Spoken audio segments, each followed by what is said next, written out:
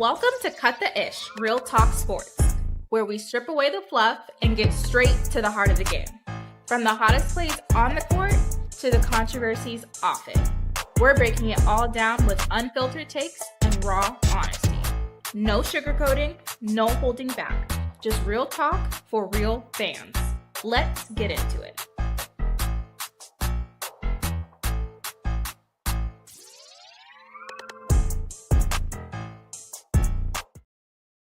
Hey everybody, welcome to Cut the Ish Real Talk Sports. I'm your girl Keysha. I'm rocking with my other girl Tony. The court vision was so pretty, Tony. What's going on, Tony? You in the building? What's happening, everybody? How you doing? What's going on? It's live.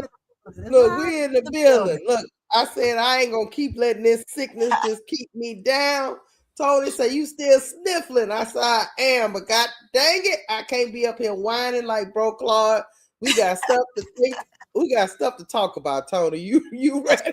We got stuff to talk about, hey, man. I'm sniffling with you, not as much, but I'm sniffling now. Hey, I done drunk everything. I done took everything. I just gotta let the sweet Lord take care of me. Let the Amen to that. Take care of me. But hey, man, look, women's hoops has been on fire. This season has been anybody can get got. This the get got era. It's the get got era. It's the get got season right here. Anybody can get got. I'm on any given Sunday, Saturday, Thursday, whenever they play, anybody can get got. So my first topic, we're gonna talk about Notre Dame and whether that era is over. Mm-hmm. We're going to also talk about my top 10. You know, the AP rankings came out, but I'm going to give y'all my top 10, and me and Tony will debate whether I'm right or wrong. And then we're going to talk about the player of the year, mid-season. We kind of like a mid-season from women's college hoops.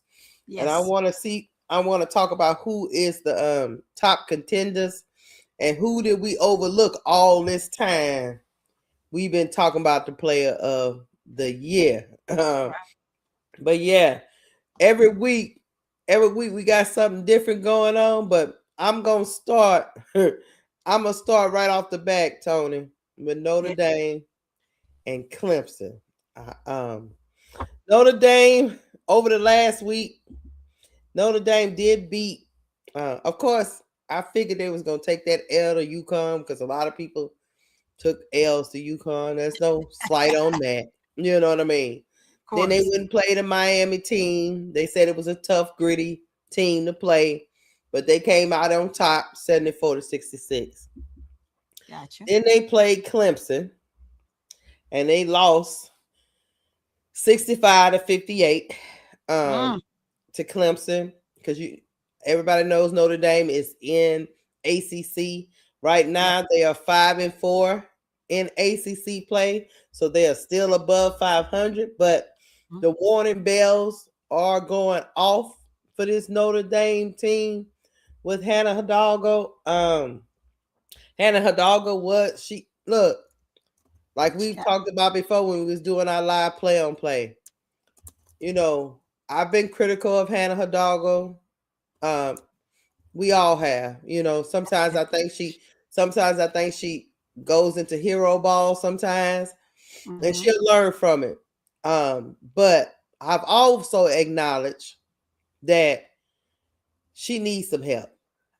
You know, at the beginning of the season, I was like, okay, Hannah, I need you to not play hero ball, get your team involved, make sure you run in the sets and make sure you don't forget about the rest of your teammates when bringing them along in the game. You're going to play solid defense, and we're going to go from there, right? Right. But as the season is starting to unfold, and I realized that Hannah Hidalgo put up 30 points yesterday. Remember, they scored 58. Yeah, and 30 on hers. She scored 30 points. She was 11-21, so that's pretty efficient. 11-21. She had 6 assists, 8 steals. Now, I do want her to get her turnovers down. She did have 5 turnovers in that game. But she's on the team with Mikaylah Cowles, who had 4 points. Prosper had 6 points. I don't know what to think of Prosper at this point. Prosper is disappointing to me right now. I'm gonna be honest with you. Confused on what to think about at this point of her. She got Vanessa De Jesus, who was on the team for 0 points. Ayana Moore has been a bright spot for me. She stroked that thing from 3. She got 16 points, and they bench is non-existent, Tony. They shot 42% from the field and 15% from 3. But before we get into it, I'm gonna give my girl Hannah some love. I know she probably needs some love. What's going? Need a little bit of support. Man. just based on just a tiny bit. Just a tiny bit just a tiny bit because Lord knows she been going through it with this team. I mean, I'm just gonna look. I'm gonna start with. We're gonna do this, chat. I'm gonna show y'all her highlights because I'm gonna give her some love, and then we gonna get. And then you know how I do. You know, yes. we gonna get into what she can do better, what coach can do better, all kind of stuff. We just gonna get into it because you know me, I like to tell players the truth. I just don't know what else to do for Hannah, and these look like the remnants of last season is still haunting. It's still haunting them. The decisions they made last year look like it's still haunting them. But hold on, let's get into Hannah right quick. Hold on, here we go. 8-point loss at UConn. And desperately needing a win. They trying to find an option in the corner. Hidalgo took it away. She's out on the break with Prosper. Here she is inside. Prosper late. See those numbers there. Hidalgo 3 that time for Moore. Rimmed in and out. Hidalgo chases down the rebound. Thought about looking up ahead. Now she's on the drive with quickness. Who missed on the doorstep. Under a minute to play first quarter. Hidalgo with a screen from Cole, stops and connect. The Irish are going to have to correct that area of their game. Hidalgo, and they have great connection. Yes. 2 guards up top for Look Notre like Dame. she went to the rim a lot. Off the yes. Little midi. Pull-up is good. The Tigers is more. She's their leading scorer, like we mentioned, while also being the team's real key perimeter defender. I like that shot. She has a perfect shot. I ain't gonna lie. The shot is perfect. Gets deep inside. The right little hand floater. She has a high arc on her shots, which is good. That's for Hidalgo. 5 seconds inside. Got it in the corner. Here she is around the corner and laying it in. Going to have to. That's just her being faster than them. Down the stretch. Yeah. Like Coach Poppy told another, us. 1 of 4 from the line tonight. They turn it over here. Pushing the pace in transition. Got it. The picture on the inside. Prosper's got 2 points. She's usually the Robin to Hidalgo's Batman, but hasn't been. Finds Johnson Matthews in the corner. Good defense by Hidalgo. She poked it away. Receives the long pass. So I ask you something. Go ahead. While Hidalgo was over here doing 30 points, 4 rebounds, 6 assists, 8 steals. She was 55% from the field. She did have 5 turnovers. 80% from free throw. What was the rest of the team doing as well? Watching. Clearly, you can see they might as well have taken a seat. Say they was watching because they were watching, and you can see it, right? When in doubt, pass it to Hidalgo. Right. Okay, yeah. She hitting, pass it to Hidalgo. All right, she hit that one, come back down, pass it to Hidalgo. Hey, they did not want to be or seem like they wanted to be or should be a part of the game, right?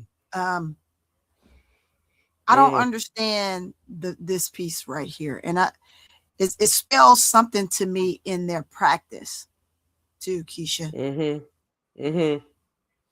What is happening there? Because it's I don't know, it's giving off, well, here's the key, give it to Hidalgo. Hey, when you go down and you come off the curl, if your head isn't up, pass it to Hidalgo.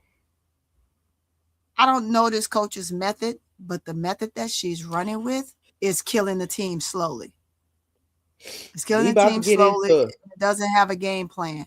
So I'm going to say this, Hidalgo's game individually is, of course, she's a stellar player. Learning to play within the realm of the game, I'm always going to say it's probably going to haunt her. But then again, at this point, she doesn't have anybody on her team for you to say differently. So at this point, she's going to have to take rings and do what she normally do in order for her team to even attempt to score, because the rest of her team isn't there. Prosper has been a disappointment to me this year because I thought that Prosper would be that second wingman for her, right? Everybody has a wingman, and I assumed that Prosper would be the wingman for her, and that's just not happening. Well, we're going to get it. Look, we about to get into it because I'm going to play comments from Niele Ivey. To your point, Tony, I'm wondering what is the game plan? Because see, if the game plan is just get it to Hannah Hidalgo, Notre Dame is not going to be they're not a tournament team.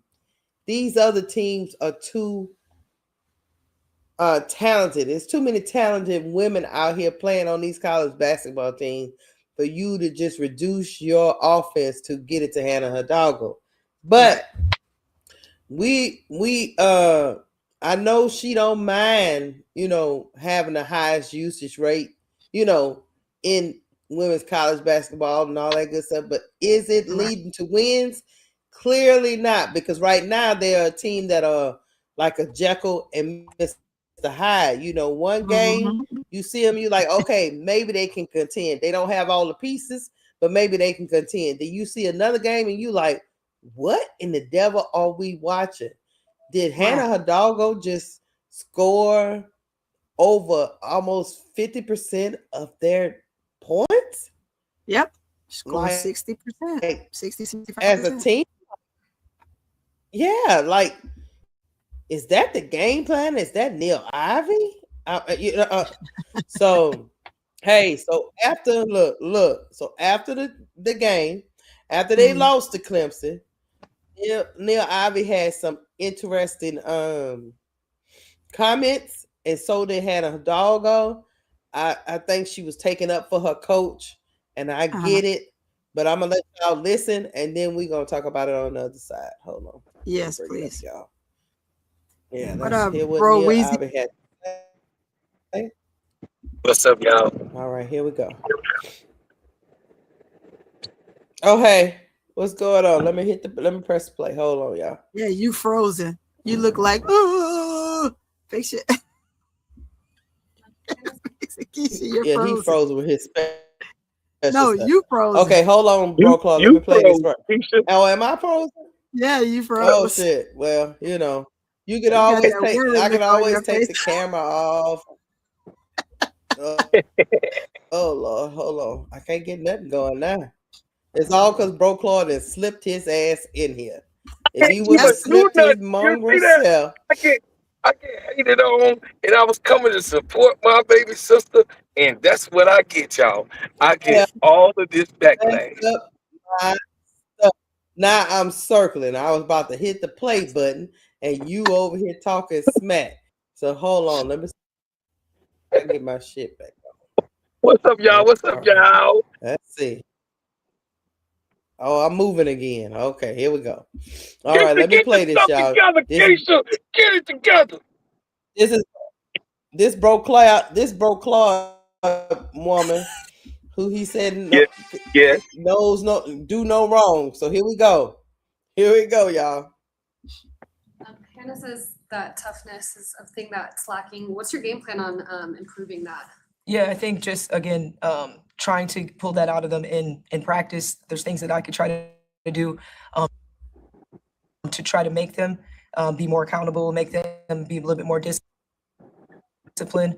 And toughness is a heart it's a little bit of heart as well. But as their coach, I'm going to try to implement that and every time we step on the floor. Yeah, to be clear, it's nothing that Coach Ivey can do to bring the level of toughness to us. This is an individual thing that everybody has to bring consistently, and I think it's up to us as players, because this is supposed to be a player-led team, to bring it out of each other and not rely on Coach Ivey or any other of the coaches to bring it out of us. That's, you wouldn't look at any other team and they say, okay, we look to our coach to bring that toughness out of us. That's not a thing, and that's not what we're trying to do either. Hannah says that toughness is a thing that's lacking. What's your game plan on improving that? Yeah, I think just, again, trying to pull that out of them in practice. There's things that I could try to do to try to make them be more accountable, make them be a little bit more disciplined.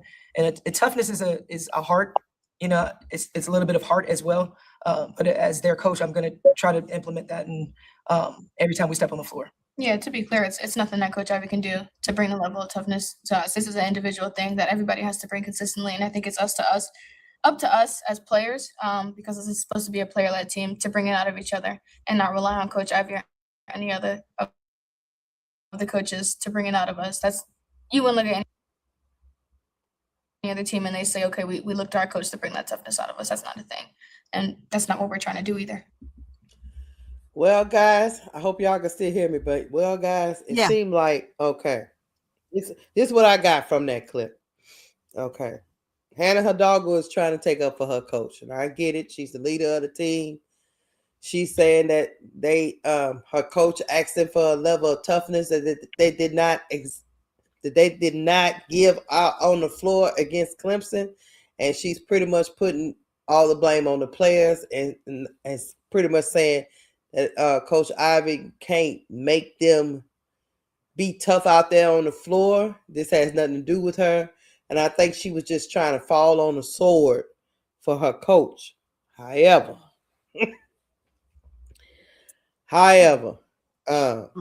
coaches are tasked with trying to instill toughness in their teams. That still falls on Coach Ivey.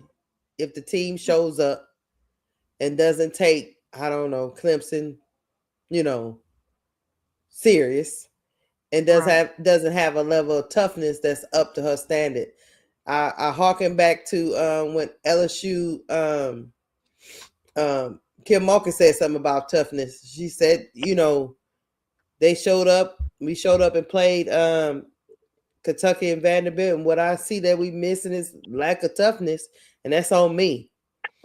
I don't know if I like Hannah Hidalgo falling on the sword for Niele Ivey.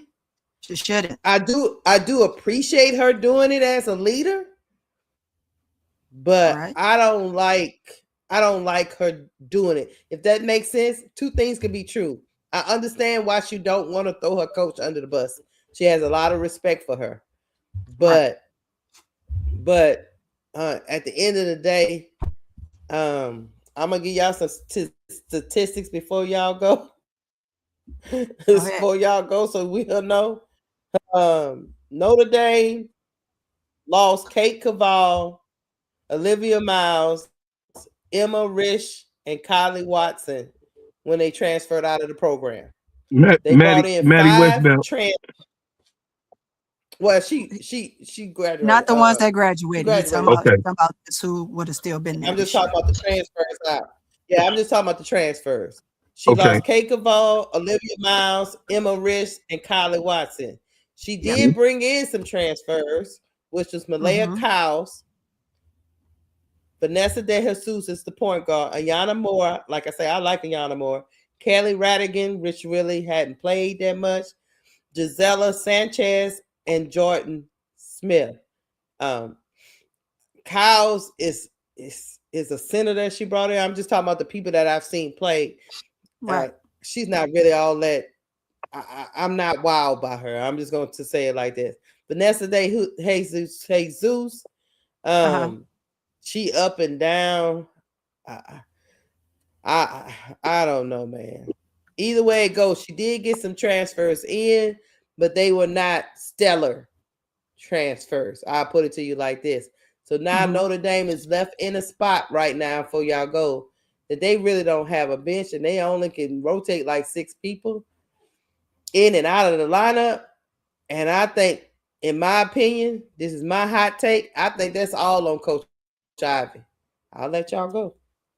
Yeah, so I'm going to go ahead and go next, Brookhart. So it is on her. And the reason being, just as you stated, right?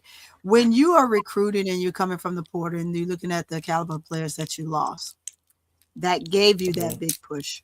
Koval isn't your toughest offensively, but defensively, she's going to come in and she's going to give you some things, and that's what Notre Dame needed. Plus, it was size.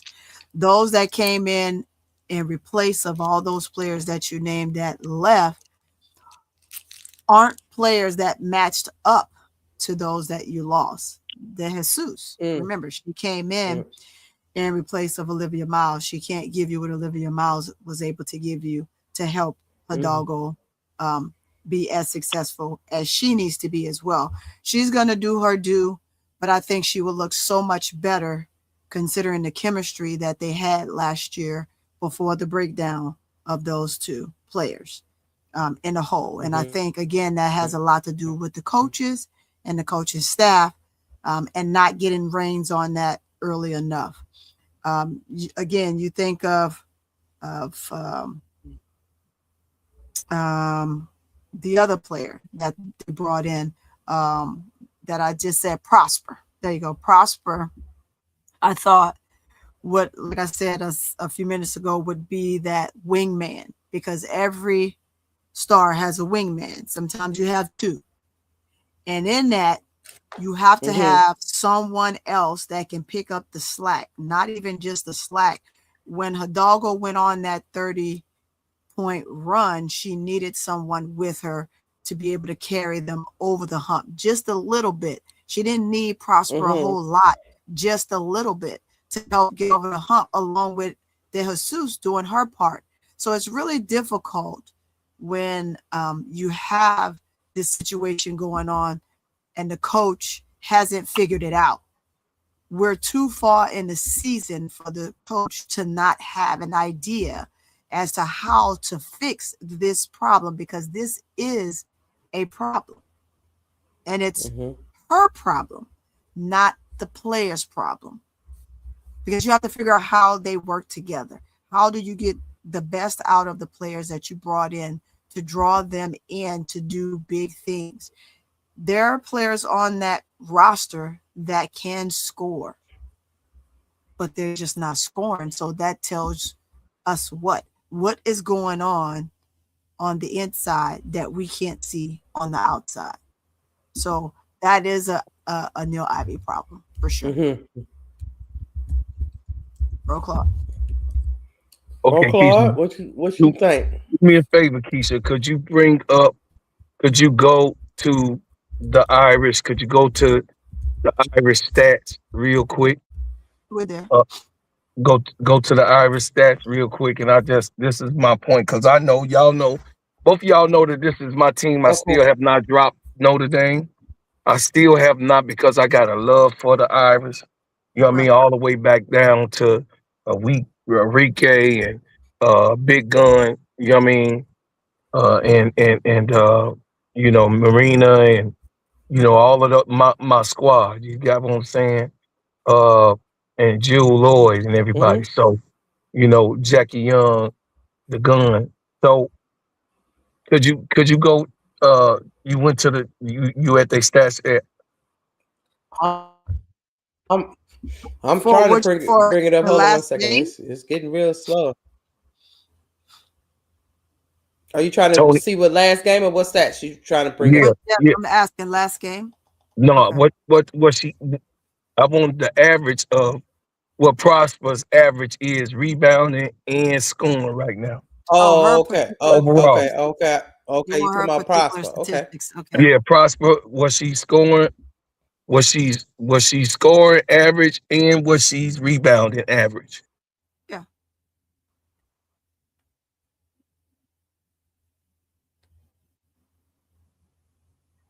Because it's very important. I want to. The percentage is here. Wait a minute. Where's Notre Dame? And what are shooting percentages? Hold on.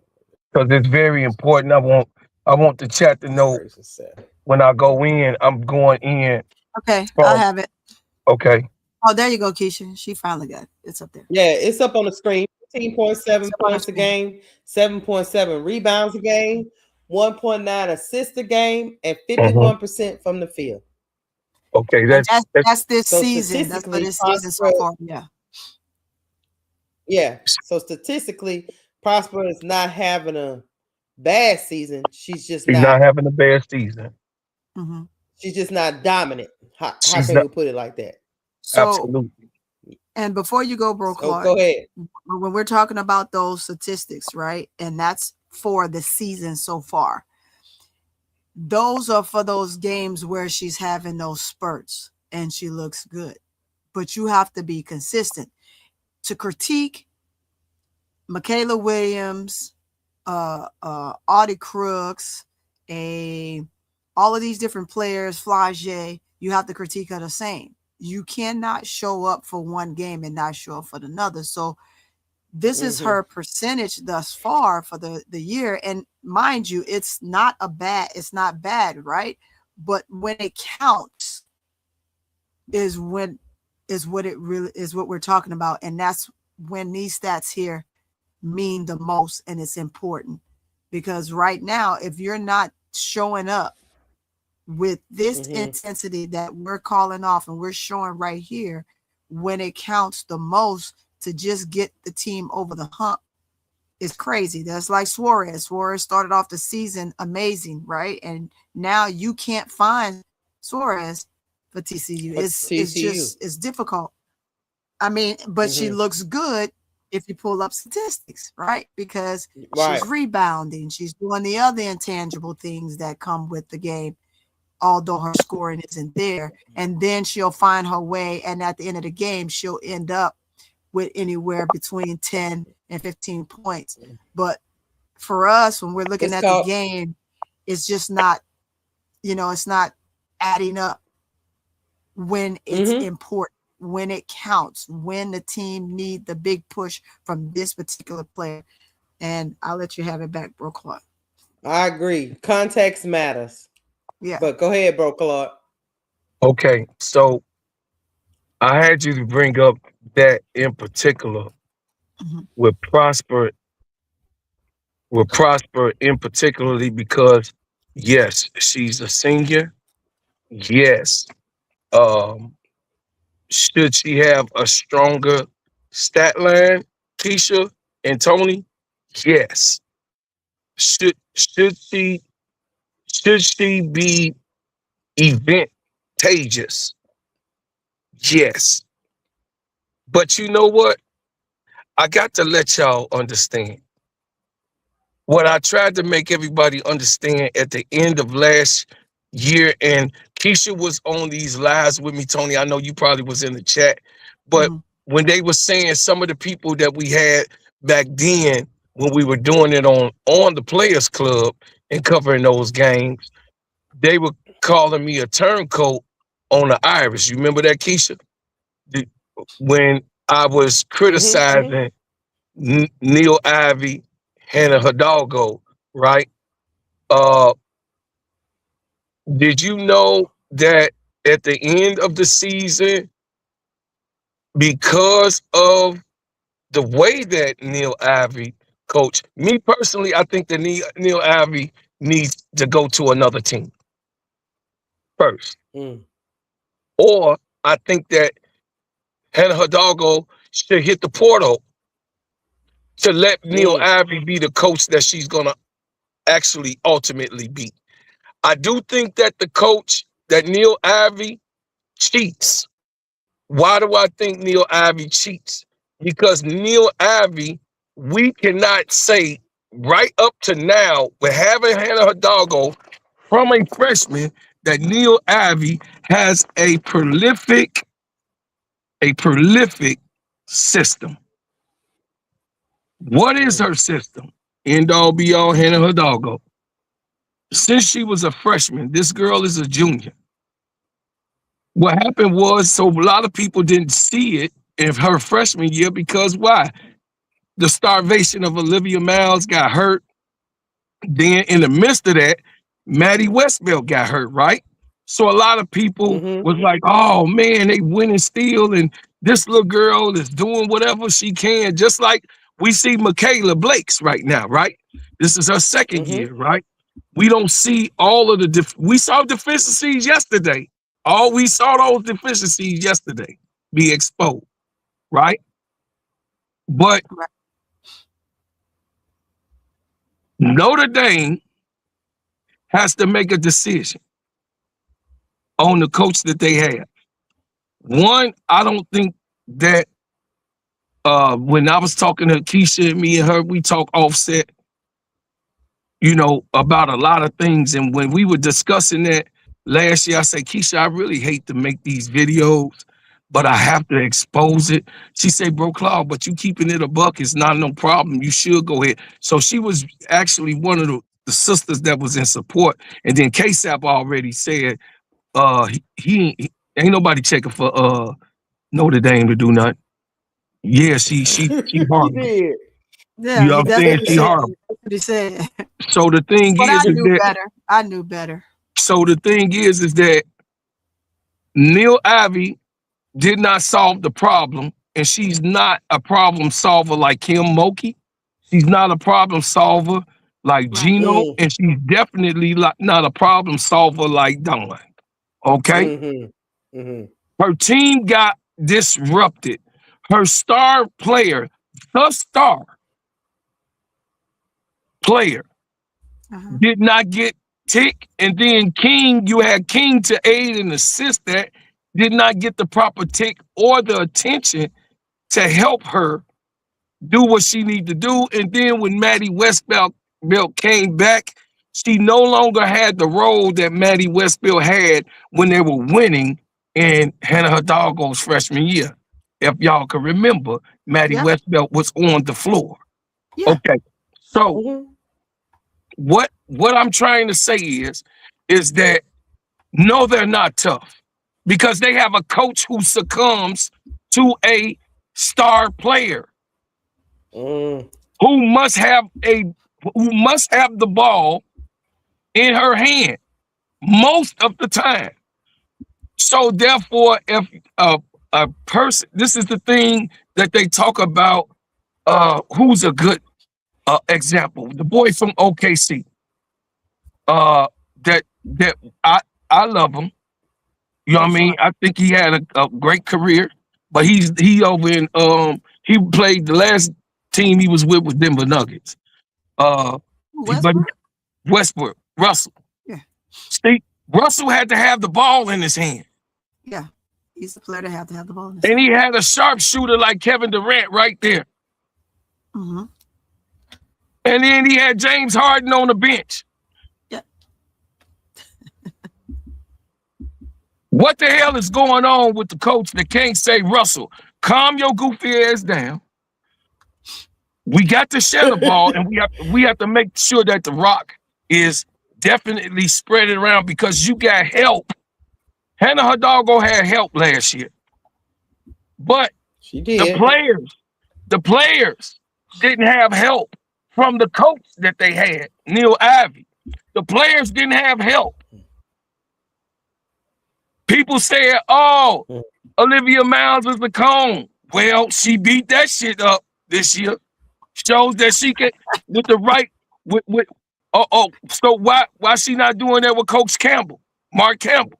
Why she's the #1 defensive player on that team? She got the most steals on that team. She's 3rd in rebounding on that team.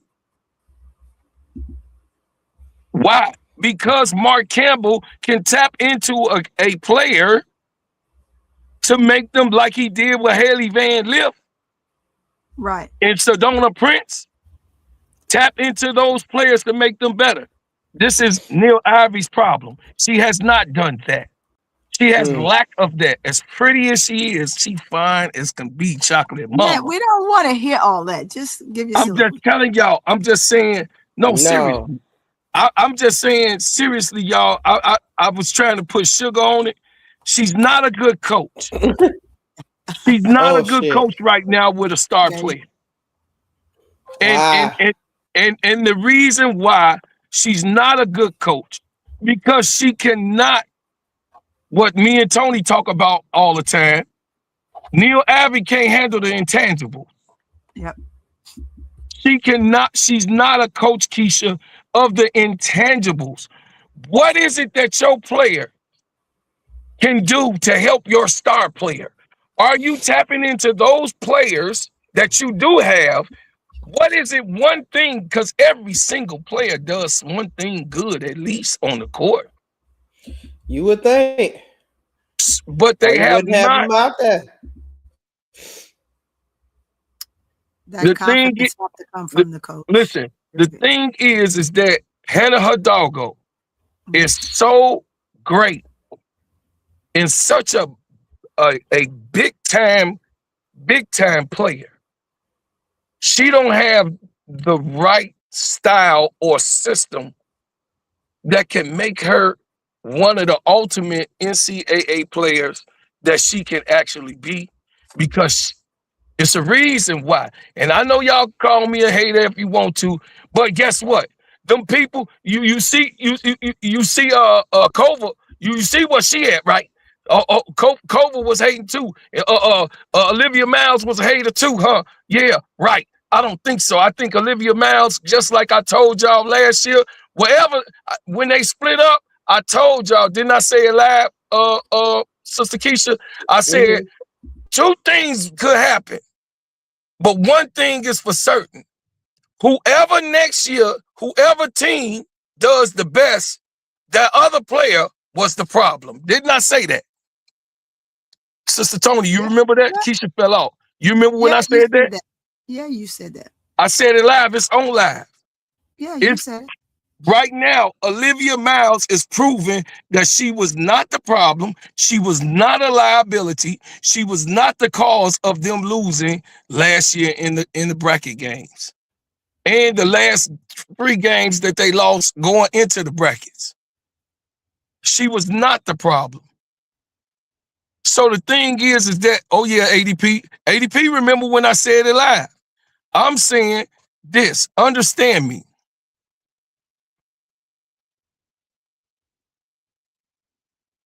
Understand you what?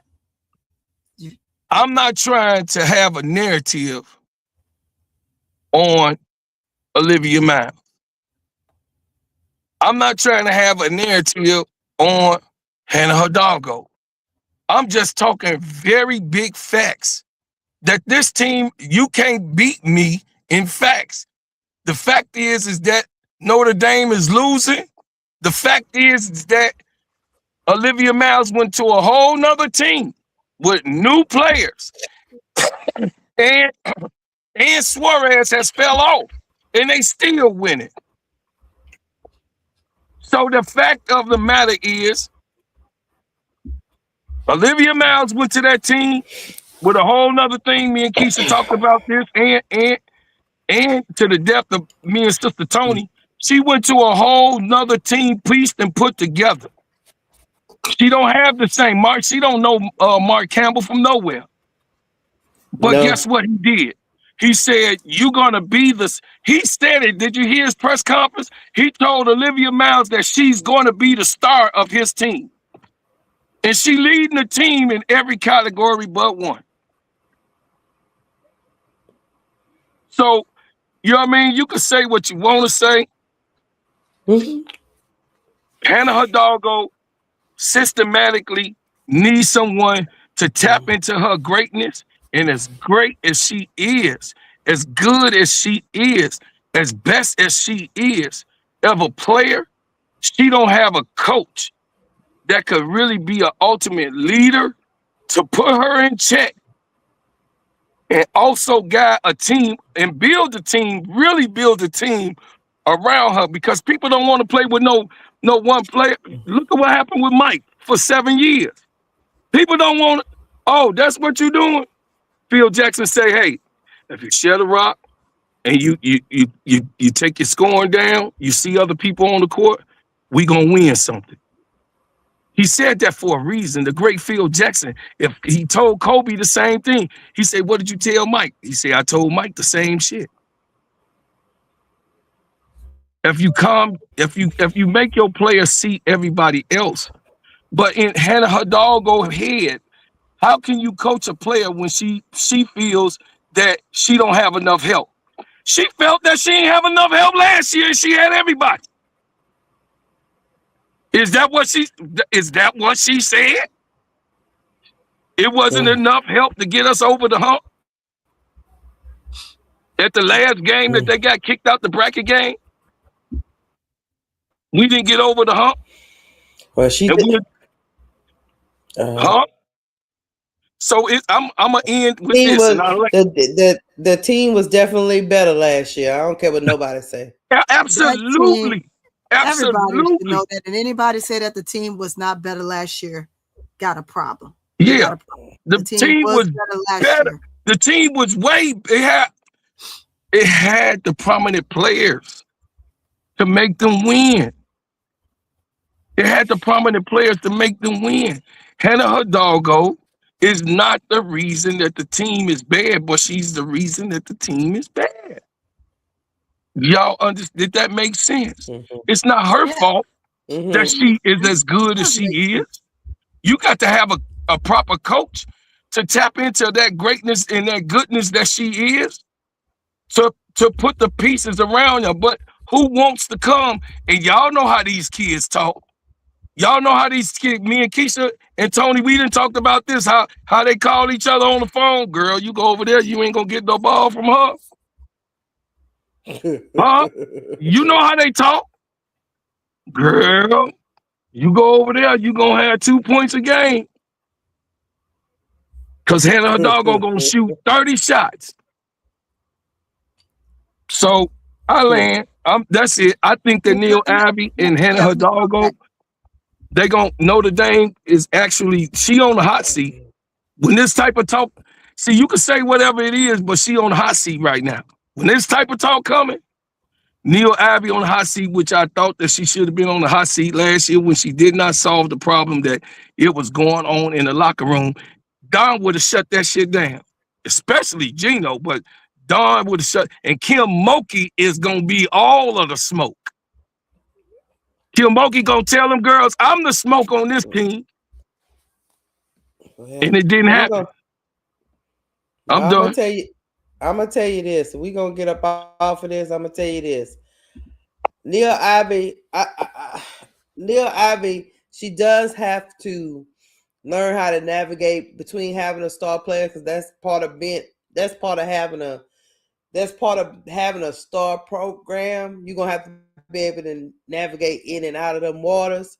I think her incoming, I think all the things that went on last year kind of messed up what they got going on this year.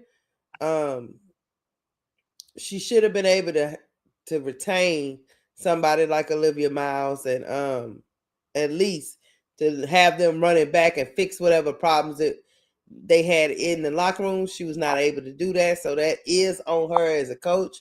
I know her incoming class, she should be able to figure that out next year, because her incoming class look like it's going to be good. But if she doesn't correct, in my opinion, if she don't correct the culture of dealing with the superstar, I must say, of Hannah Hidalgo in college basketball, she's going to end up right back into the same situation, because you have to be able, like Phil Jackson used to say about over there with the Showtime Lakers, you have to be able to cultivate relationships and learn how to reel in superstar players. Sometimes you gotta get out there and look, talk zen to him. I don't know what Phil Jackson was running around there doing, but he was doing something. He had to put them reefers in the air. He had to put them reefers, burn them reefers. They talk about he was burning potpourri. He was burning potpourri, all right. He had to do something to settle all that down. He had to do something to get all of those, because to be a coach, to be a really good coach, Niele Ivey, I'm gonna tell you this: to go to the next level, you have to be able to navigate through these waters. I tell people in college basketball all the time, college sports all the time. Yeah, X's and O's is a great thing to know. Of course, you should know your X's and O's as a coach. Don't get me wrong, Tony. Yeah, XO this, XO that, XO that. But you have to be able to recruit and you have to be able to manage personalities. And if you cannot do that, it don't matter how much of a great coach you are at the X's and O's, you will fail. That is what I was getting ready to say. It's not a matter of exactly what she's doing. It's how she's doing. It's the execution of it all, right? Because you can have, again, go back, you can have a great player, but if you can't figure out a way to incorporate all your players, no matter how good your star is, you're going to struggle. And that's just the way it is. Period. That's for any team. And I'll say it over and over again. I had a player that was extremely fast. And I think I talked to you guys about this when I first started coming on YouTube. Megan Simmons, she was super fast. We called her Speedy. Anybody know her from Tennessee would know that she was extremely fast. And there was nothing you can do to get in front of her or burn her down, right? But if you can't play within the realm of your team, it's difficult. And I get the intentions of Niele Ivey, but it's not working for her team as a whole. She has to figure out what works for her team as a whole to pull them out of this slump that they're going in and out of, right? Because one game, say this game, they lost to Clemens, which they absolutely shouldn't have, right? They should have won that game, and that was a bad game for them. And then they come to another game where the game is very challenging, and they win. So it's the up and down roller coaster, figuring out how to be able to maneuver through your team, regardless to whether you have Hidalgo there or not. You're going to have to do a better job, and Hidalgo going to have to, in my opinion, my personal opinion, she herself, as the key player on this team, has to figure out a way to get the rest of her team involved. Since right now she decided to stick up for her coach. Don't have a problem with that. Great. Okay, then you, as the facilitator on the court, need to figure out how to incorporate your players. Like I said, Prosper can do more. At some games, she gives you stellar performance. In other games, it's where are you? So you just have to figure out a way to put that together, especially trying to pull yourself to make it to the playoffs, if that's still even possible, right? You just have to do different things. And Niele Ivey, to Broclaw's point, he said that she's in the hot seat. I'm personally going to say that I think she has another year or two. I don't think she's that much in a hot seat. Is she in trouble when it comes to working and maneuvering her players? Yes. But for as herself and her title as the head coach, I think that she still have more to do, more to offer, but she has to figure this out. This is bad for her team right now, and she just has to figure it out. I agree. I think they're gonna. I think Niele Ivey is gonna be okay. I just think she got some things she got to work through. I think she's gonna be fine, to be honest with you. But just like I am critical of, y'all know I'm an LSU Tiger fan, die hard, and I have a Hall of Fame coach as my coach. And there's no dispute on that. And I get up here every other week and criticize her. So if I can criticize Kim Malka, I can criticize everybody. I can criticize everybody else in the women's college basketball scheme, because no coach is everybody perfect. Can get it. Everybody can get it. And if everybody you can't handle that, then I'm just not. Y'all know. I'm a glazer. I'm a glazer. So I'm a glaze Hannah Hidalgo, because I think that Hannah Hidalgo may be the number 1 or 2 that we've seen come into college that's her size ever. I'm a glaze. Yeah, she's really good now. Now my whole thing is this. Keysha, you know what I'm saying is true. Tony, you know what I'm saying is true. Everybody was mad that the so-called narrative that Kobe ran Shaq away. And it came out, Kobe said, yeah, I ran him away because he didn't want to work out. Right. So that was true. And then Shaq said, yeah. He said, we said that we were fine, but then the next day I knew I was being traded. He pushed me off the team. That's out right now on social media that him and Kobe had that talk. Because he felt that Shaq was lazy. And you got what I'm saying? Bro, Claude, you know I've been an LSU fan for a long time, right? Yes. Back when all that was happening, you didn't have to tell me. I already knew Kobe pushed him out. You didn't have to tell Keysha. That might have came out years later, but I already knew. I already knew. What we talking about here? What we talking about?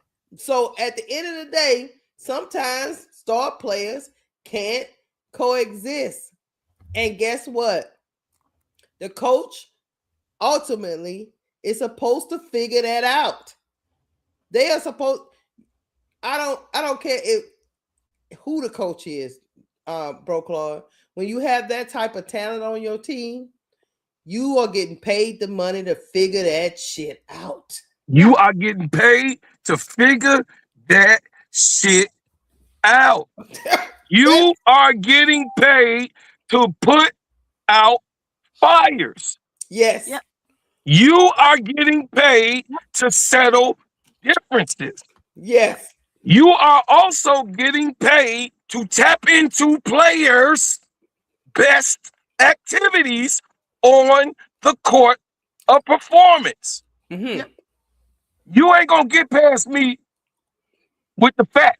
The facts of the matter, everything we said that they getting paid to do, she has lacked that and thereof.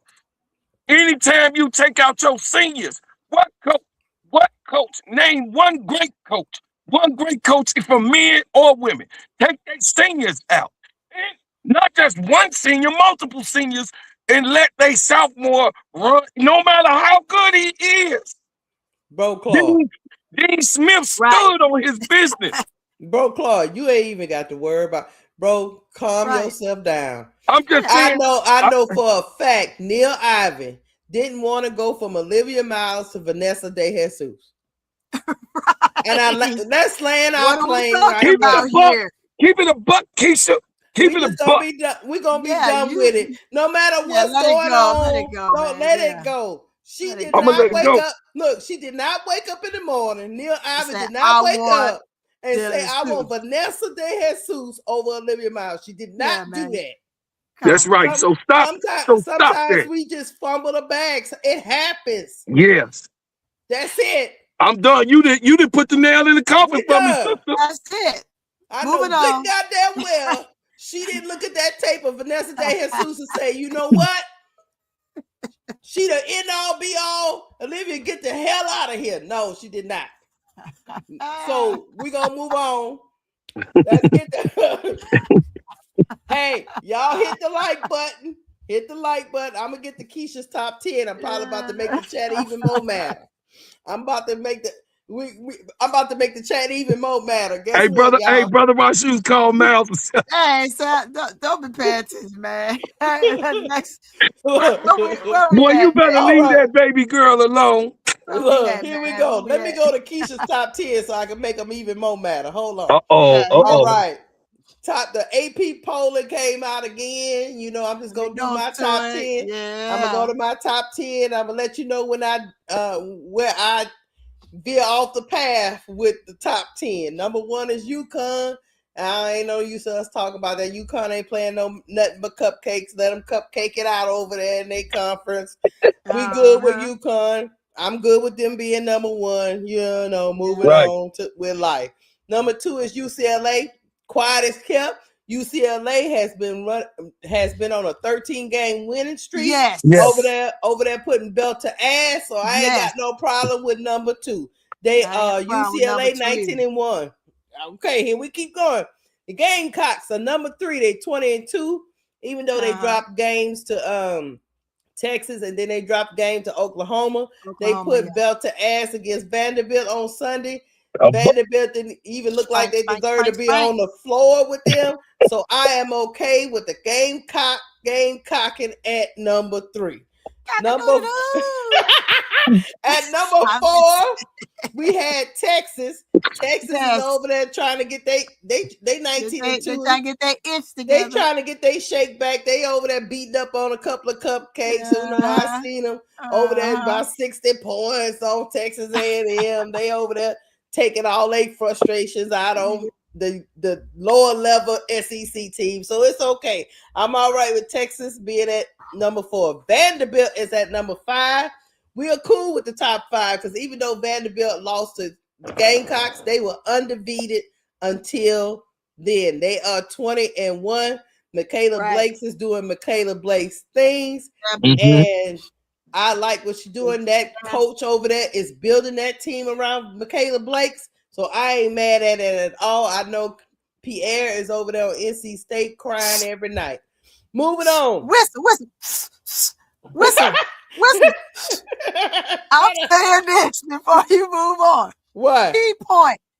Vanderbilt coach is doing coaching things. He is building a team around Mikaylah Blakes. Oh, really? So speak again. Building a team around Mikaylah Blakes. That takes us back to what we were just talking about, but we're not going to go back. We ain't gonna get off of it, Tony. We getting off on it. Moving right along. It's all in how you sell the package, Tony. Yeah. It's all in how you sell the package.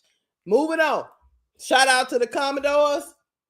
They are actually better after they lost Pierre because they are building around Mikaylah Blakes. Okay, moving on. Number 6 is my Tigers. The Tigers are still at number 6. They're 18-2. I don't have no problem with that. They are still taking shots from other teams when they're not even playing. I don't even know how that shit works.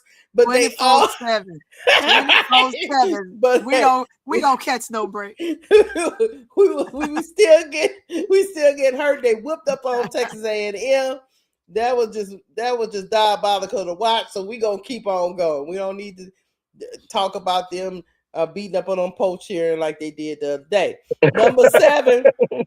Number 7 is Louisville Cardinals. They are 19-3. I really like this Louisville team. Me too.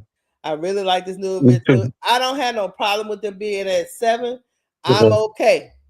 Guess what? Number 8 is Iowa Hawkeyes. Guess what? I don't have no problem with Iowa. Me neither. They tough. Post Caitlin Clark, they tough. They have went 9-0 in Big Ten conference play.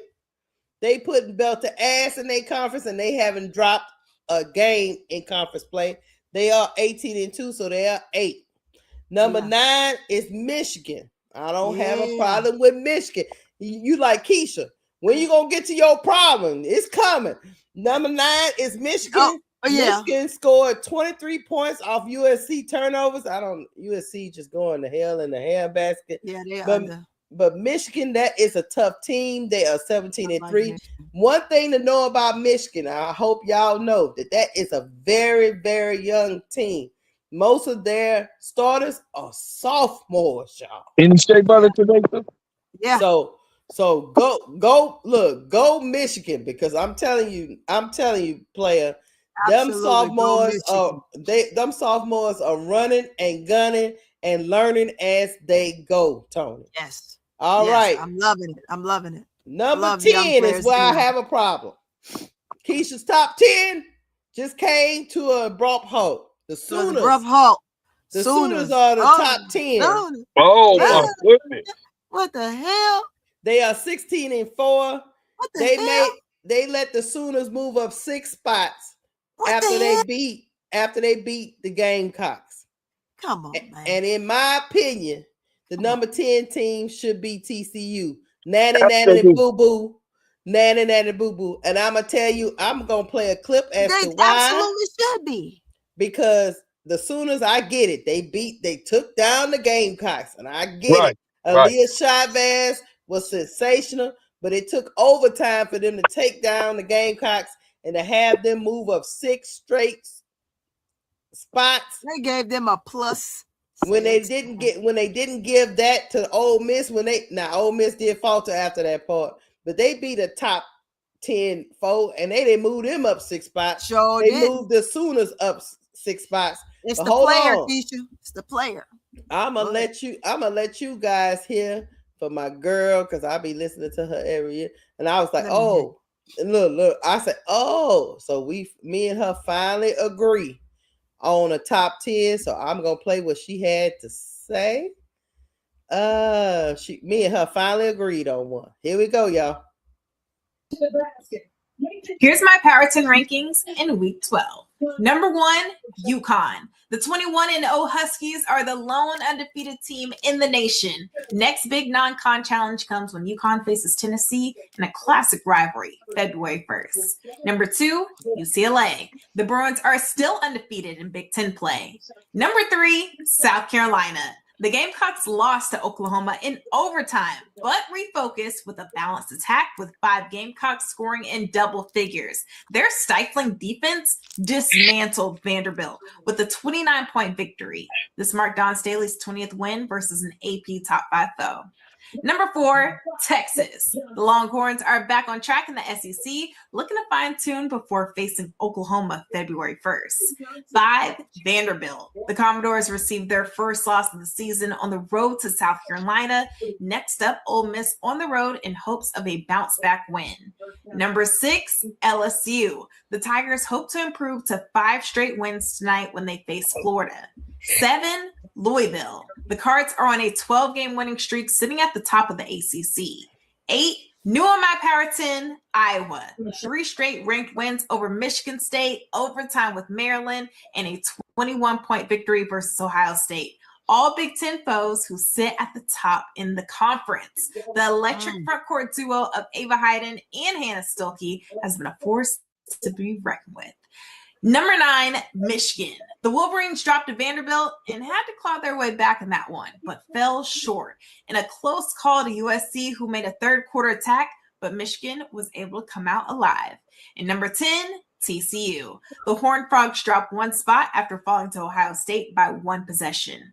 Eyeing my Power 10, Oklahoma, after snapping a 3-game losing streak to South Carolina, but nearly surviving Auburn. And out of my Power 10, Kentucky, suffering back-to-back losses to SEC foes, Tennessee and Georgia. Come on back next Monday. I'll have my Power 10 rankings ready for you. That's the rankings. That's the true rankings. So my question to y'all is, how Oklahoma Sooners jump up 6 spots to break the top 10? 6. And 6 after 6 spots, and they got 4 losses on the season. So that's why I break from the thing. And I know some people in the chat was like, wait a minute, LSU beat Texas. Look, no credit. Not like they gave the Sooners. Nope. You know, because LSU beat Texas, but then we didn't beat Vanderbilt. So now they they would have had to move LSU in the 4th spot. They wasn't gonna do that, Brian Lewis. They wasn't gonna do that. But TCU right now is at 12 and they 19-2, and the Sooners are 16-4, and they at 10. I don't agree with that.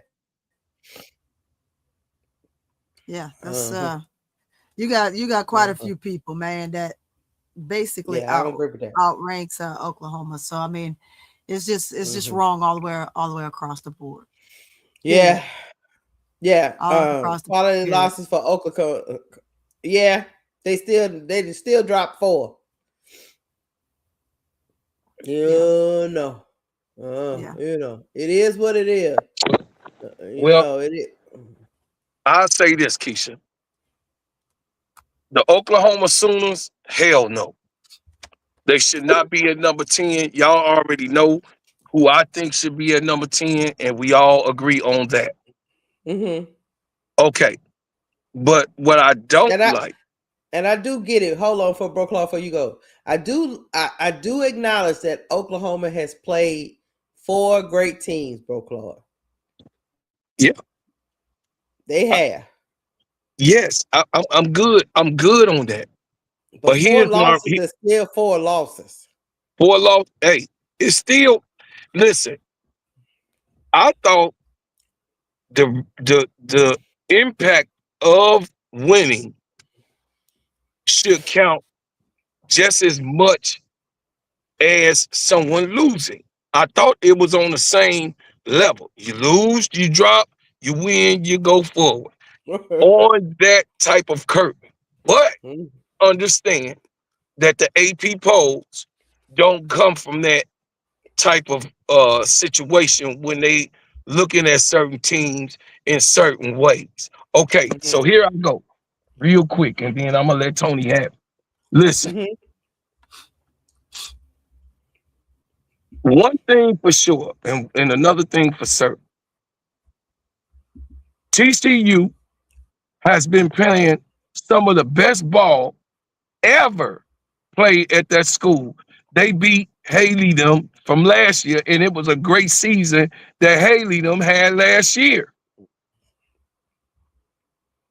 That's 1.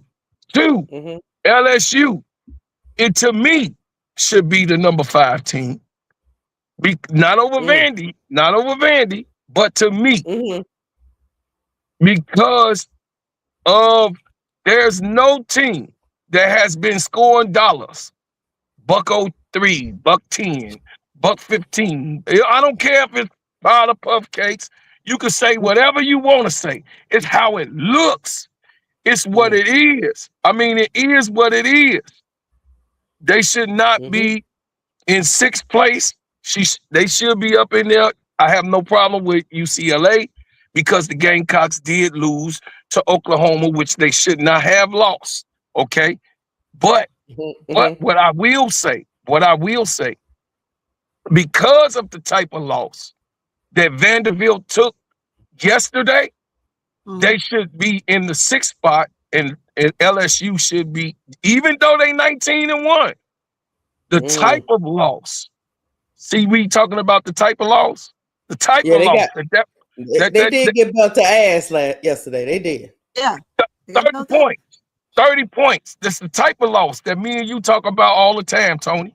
The type of loss that they took should have them in 6th place in LSU 5.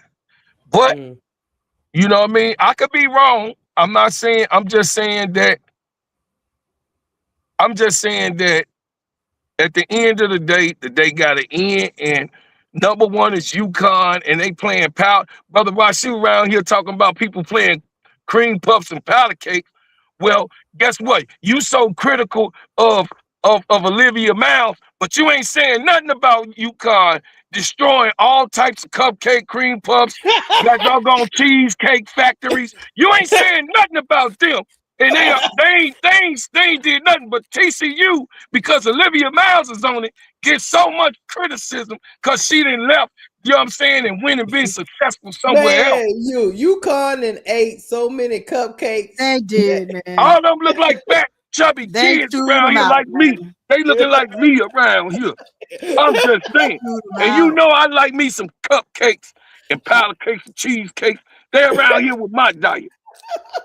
So I'm just saying, and we lead them at the number 1. So right, and we lead them at the number 1. So I listen, they ain't lost. So I can't say nothing. They ain't lost. Right. If they want some of this SEC smoke, you just call me later. If they want some SEC, some of that smoke that the SEC got, which they don't, I'm talking about all the SEC damn near, all the way to Oklahoma. Anybody can get got. In the SEC. My Tigers, they don't want no part of that gauntlet over there. You got what I'm saying? Getting ready to play Florida, and people still out here like, I don't know, you can get got. Everybody can get got. The only Everybody thing can got. get got. Except Come for on up. UConn right now, they're the only one that ain't got. Look how old Miss got. Look at Kentucky. Since they didn't beat us, they didn't drop like 4 straight. They done dropped. Yes, and look, they pushed them 7 back. Yeah, 7 back, Keysha. It's crazy. Kentucky was up in there, played us, acting like that was their Super Bowl. And next thing you know, Kentucky then lost what? They at number 18 now. They 17-5 since that beating us in that game, y'all. Yeah. Look, that's just like Raven said. Raven said yesterday, day before yesterday, after their game, right? Everybody come to play us, and we're reffed like it's the championship game. Teams gonna play hard.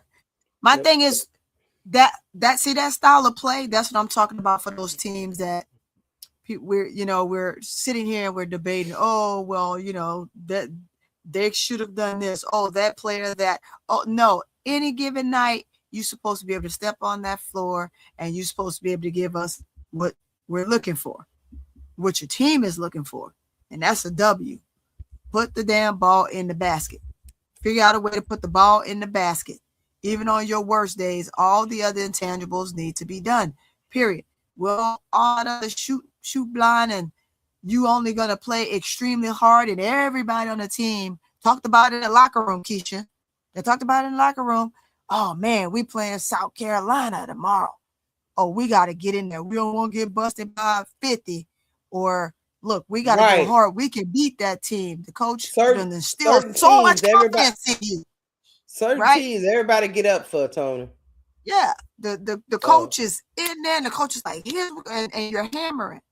It should be the same every single night. There should be no night where any team takes time off, or a player takes time off, or a coach takes time off. Because you hate Moki, you're gonna come and you're gonna play LSU like they stole something. Right. You know what I'm saying? You won't play Vandy like that, or you won't play this person like that, or Ole Miss or Kentucky. These are those things I'm talking about. When you come out, you got to play everybody like it's the top tier game or the highlight of your real championship game. You shouldn't act like that because it's one team. You should be playing like that all the time, because guess what? If you keep winning and you go to the playoffs and you keep winning, you're going to run into them again. So all I know is this. Look, y'all better stop whining out there, YouTube. I will say this. We got my last debate before we go. The player, we at the mid-season, y'all, and we need to talk a little bit about player.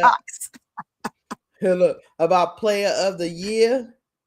Now, it was a full-blown conclusion that Sarah Strong was number 1. I remember I did this conversation before, and number 2 at the time was All the Crooks. Now all the Crooks fell off.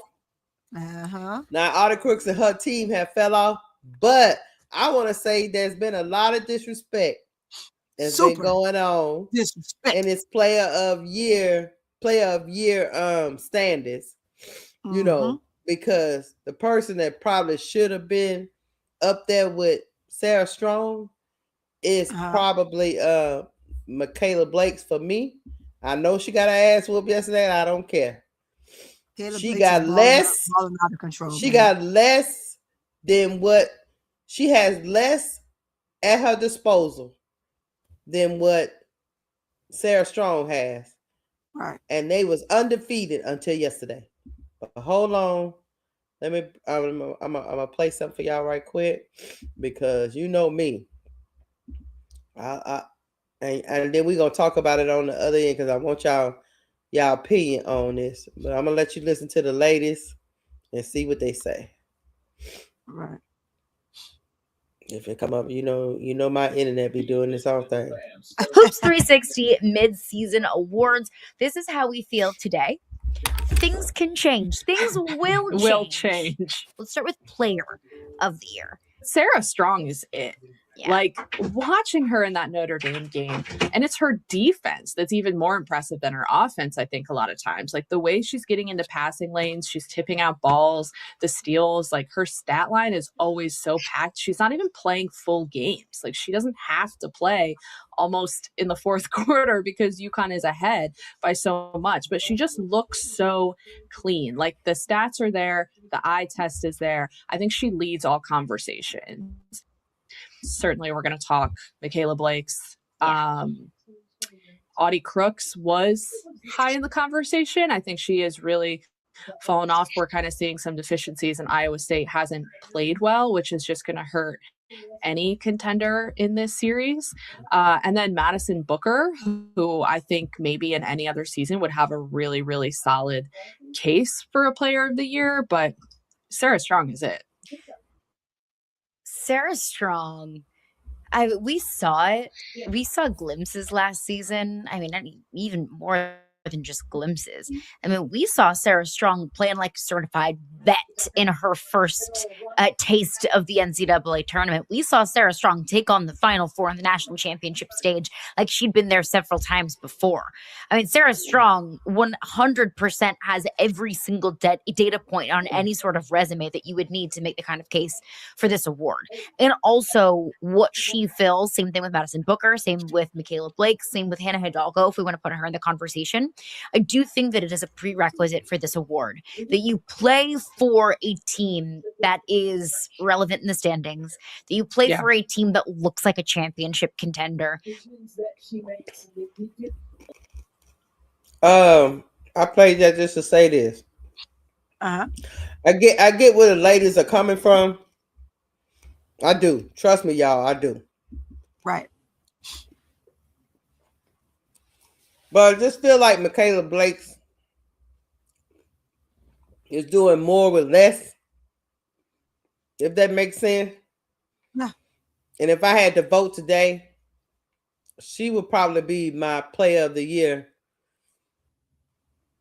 over Sarah Strong, because Sarah Strong, the ladies are correct. She fills up the stat sheet. Her defense is really good. She's just an all-around good player, great player, even as a sophomore. You know what I'm saying?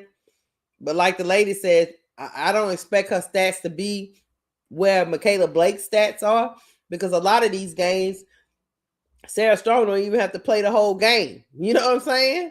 Right. But Vandy needs Mikaylah BLAKES to play the game. Yeah. And so I just think because she's doing more with less, and I know a lot of people didn't even see this Vanderbilt season coming. So I don't know. What do you think? Do you think Sarah Strong is still the front runner for player of the year? Or do you think Mikaylah BLAKES is creeping up on her? She might be creeping, but I still think it's correct. Mm-hmm. I still think it's correct. Mikaylah BLAKES is coming along. For what she's doing with her team and how she's looking, you can pose it as an argument, right? But I think they got it right. Yeah, I think UConn, that team over there is just just whooping ass and taking names. Yeah. They just over there whooping ass and taking that. I don't have and Sarah Strong by no stretch of the imagination, in my opinion. Even though AZ Fudd is on that team, Sarah Strong is still the best player on that team to me. Yes. But Mikaylah BLAKES, I just think sometimes she don't get the recognition she deserves. We was running around here talking about all the crooks. We was running around here talking about Madison Booker. We was running around here talking about hit a ball. We was running around here talking about Hannah Hidalgo. We was running around and nobody talked about Mikaylah BLAKES. And I just wanted to give Mikaylah her love today, because every night, everybody knows they coming out there to stop Mikaylah BLAKES. She's on everybody's scouting report. She is a sophomore, and she's still averaging 24 points a game, 3.8 rebounds a game, 4.5 assists a game, and shooting 45% from the field. 45%. I know people talk about her deficiencies with her right hand. Whatever you want to say, everybody knows this on the scout report. Whatever floats your boat, she getting it done. She still gets it done every night as a sophomore, Tony. You know what I'm gonna say on that? Go ahead. When they start talking about the deficiencies, and especially with her dominant hand, you gonna have most players have a dominant hand, so right. Yeah. And in college, you'll get away with it. Revisit that conversation when it's time for her to get to the pros and she gets stuck. Like our infamous none other than Cece, right? Because that takes us a moment to where we're looking at how she play. She can only go one way. Now, can she dribble with the right hand? Yes, but that's just not her thing. She'll jab, she'll take you there, but that's just to make her move and get the push off and take the long step back and shoot the jumper, right? The long ball. That's what she wants, the long ball. So Raven showed us and exposed CC the last time they played. You know, and it's going to happen with all those players who are struggling when it comes to being having dominant range on both sides, especially as a guard and a point guard at that. They'll eventually get exposed, but for what she's doing right now, I totally agree with you, Keysha. I agree with you. Yeah. We know she's right hand dominant, and you know, she's got to work on, she got to work on that deficiency. Like every player has a deficiency. But one thing I do like, Mikaylah, it's like her motor don't stop. You don't never see her bent over with her hands on her hips. Nope. Shit, none of that. She looked like and this might be just an appearance, Tony, but she looked like she can go another quarter if she need to go another quarter. She never looks like she's out of control or, oh my God, I'm upset, or oh my God, people harassing me. And you know she's on everybody's scouting report every time they play. So shout out to Mikaylah BLAKES, and she's consistent every night. Every single night. Every single night. Gotta give it to her. Yeah. That's those players that when we talk about motors, having a motor, we talk about players and their motors, right? And how they can just run and gun and go. And I know we got to get ready for the LSU game here soon, but those are those players that have taken the time in their youthfulness in the gym, on those treadmills, on the bikes, on the track, running those lines, deep sixes, up and down, line drills. When you have that instilled in you and you're doing that constantly all the time, hell, you can play 2 or 3 games before you get exhausted. Right? But that's those moments where, and I say that because those are some of the things we taught the young players that played with us, right? You got to be able to go. You got to be able to withstand. And when it's tired, is when you're tired, we're going to play you and practice you till you're tired. Well, guess what's getting ready to happen now that you're tired? Oh, we getting ready to play a full game. You ready? Right. Either you ready, you're going to go over there to throw that trash can, you're going to throw up and you're going to jump right back in this game. You in that trash can, man. It's building, you're building them up, right? Yeah, me in the trash can. I had many of them throwing up. Hey, but guess what? It paid off because they all went to college and they did well. Right. They either went overseas and played, a couple made it to the W. But those are those that want to be great. You're going to do the little things that get you to this point to where I know that they're going to run and gun me, and those girls are fast. I think I'm the fastest. I'm speedy. I'm the fastest, but there's going to be somebody out there that's going to be able to keep up with me. And when they're keeping up with me and they tire me out and they're trying to keep me from getting to the ball, I got to be able to still have the stamina to be able to stay within the realm of the game. But it's those key things. You can tell players that just didn't damn work out throughout their career. They're just naturally giftedly talented, and it brought them there. So since it brought them there, now you're trying to get them to get on the same page at this level. And for some it's difficult. Some, they don't fare well. They played extremely good in college and in high school, and now they're in college and they're struggling. And that's those moments where you have to, and this day and age, they just don't practice or get themselves prepared like that. Only the strong survive, and that's why they're here. Well, I will tell you this: the one thing about Mikaylah, she don't only just score the ball, but she assists the ball too. She plays defense out there on the perimeter. She's really good. Hey man, all I'm gonna say is, I think she nipping at the heels. Yeah. If she nipping at the heels of Sarah Strong. If it was left up to me, like I said earlier, if I had a vote today, I probably would pick Mikaylah simply because I think she's doing more with less. And those that she is. Those players that's doing more with less, I be super focused on them. Not to say nothing, because Sarah Strong can't help that she's being coached by Gino and she's being surrounded by all this great talent. She playing cupcakes in her division. She can't none of these, and she can't help that she don't even play. She don't even play the whole game because the competition's so goddamn bad. They don't need her to play the whole game. They don't need her to play the whole game. She can't help none of those things. But Mikaylah Blakes, Vandy is in this position because she is on their team. Yes. And that matters to me. Through the gauntlet. They're going through the gauntlet too. Mm-hmm.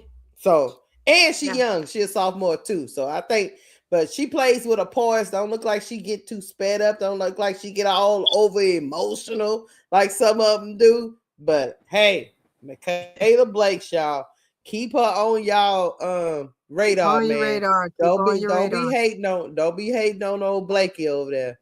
Baby girl doing her thing. And I know Flage, you was upset because, in the Olympics, Kara went with Blakes over you. But Flage, I'm here to tell you, I understand why, Flage. Yeah. Big Foe. I'm your biggest supporter. But Big Foe, look, I have you and Mikaylah Blakes. Big Foe.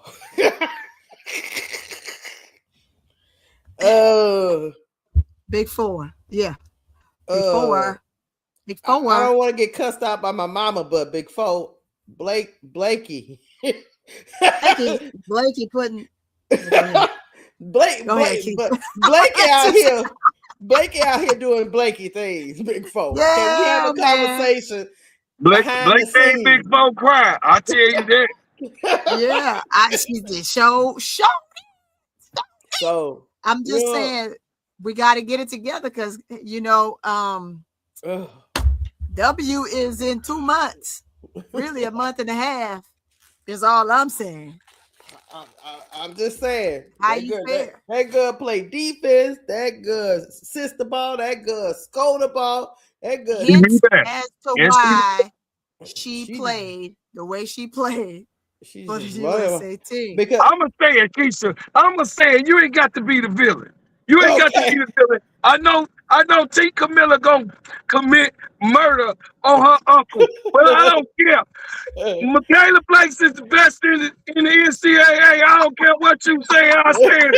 I don't care. I'm glazing with honey on my chest. I'm glazing with honey on my chest. I don't care. She is playing better. She ain't Sarah Strong, and she is definitely playing better than Hannah Hidalgo. Bro, Claude, that's a tough damn! Why you want to take them back to wanting to slap the shit out of you? That's the problem. They want to slap the hell out of me. They do.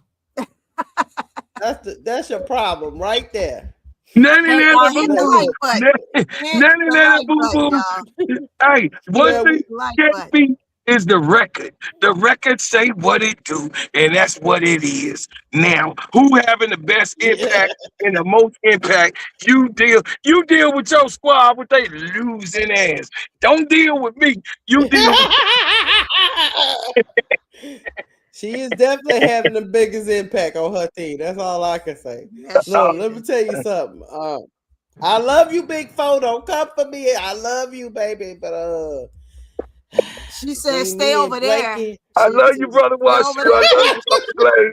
I'm gonna love you. Stay over there. Hey, that's Big what she Foe. said.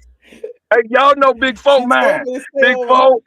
Big Foe. I ain't gonna bullshit. Auntie tried to give you some honey, but I'm just saying, Uncle Big Uncle gonna tell you, Big Foe, it's a reason why you was crying during the summer. I'm just saying, you didn't think Mikaylah should have got some tick over you, but Big Foe, yes, she did. I'm just saying what it is. I can't. I know I'm gonna get in trouble. I know Mama gonna be mad at me. Mama, I love you, Mama, but no. Yeah, I'm probably gonna. Hey, look at I'm probably gonna get a Camilla. call. I'm probably gonna get a call. Hey, look at T. Camilla. So, I'm sorry, y'all. I just my hands up. I just had to put that one there. I'm just sorry. That's shit funny right there. Baby, my mom was about to go buy her a shirt that say "Stay over there." She loved it. That's for you, bro, Claude. Hey, look, I'm still on Auntie Crook. No, listen, you already know, Tony. Tony and Keysha know. Listen, I know you don't talk to me properly, Sister T. Camilla, but listen, I ain't off of Auntie Crook. I'm never gonna get off of. Y'all just mad. Y'all just mad that Auntie Cruz. Y'all just mad that Auntie Cruz could eat a whole turkey and eat some cheesecake, donuts, and everything else and be number one in scoring on her team. You just mad that she could eat a full plate with some macaroni and cheese on it and everything else and get the dressing at the same time and go out and score 30. I'm just saying, don't be mad at Auntie because she got that big body. I'm just saying. That's funny. T. Camilla don't never Hey, I gotta get off of here, chat, because I gotta get off of here. Y'all done ran me over my hour, and I gotta do the LSU game at 6:00. Y'all pull. Yeah, we gotta do it. I'll be there, Keysha. Yeah. All right, I gotta pull up. So y'all, I gotta go. I gotta get out of here. I'm out here in the streets, y'all. I'm out here in the streets, y'all. Look, I'm in the cold in the streets. This is what hustlers do. People business. This is what hustlers do. You should be warm then. Hell. This is what hustlers. Yeah, Tony. Right, Tony. Yeah, Tony. I should be warm. Right, Tony. That look like snow to me, Tony. That look like 9 degrees outside to me, Tony. You should talk. You down there. I ain't gonna even say where you at, but it's real sunny where you at. So you just talk. You should be warm as well. Yeah. You know what? Get off this. I should be warm as cold. I should be warm as cold as you act, Tony. I'm gone, y'all. I love y'all, chat. Hey, brother Washu, T. Camilla, nanny boo boo. Click the thing. All right, chat. Y'all hit the like button on y'all way out the door. Thank y'all for rocking with me. These are some great topics. I enjoyed it immensely. Y'all let me know. Look, if y'all catch us on the playback, please drop us a comment. It don't matter if y'all agree or disagree. I just love to hear y'all give me y'all takes. The chat was going wild. Yeah, I love to hear the takes. Make sure you're going over to my channel and hit the like button. Hit the like button. Playback. Go hit the like button, y'all. This was fun. Y'all crazy in the chat. This was fun. I'll see y'all tonight for LSU game, and then I'll be back on Wednesday at my normal time. Y'all have a good evening. Go Tigers and go women's hoops. All right, Tony, I'm out here. Peace.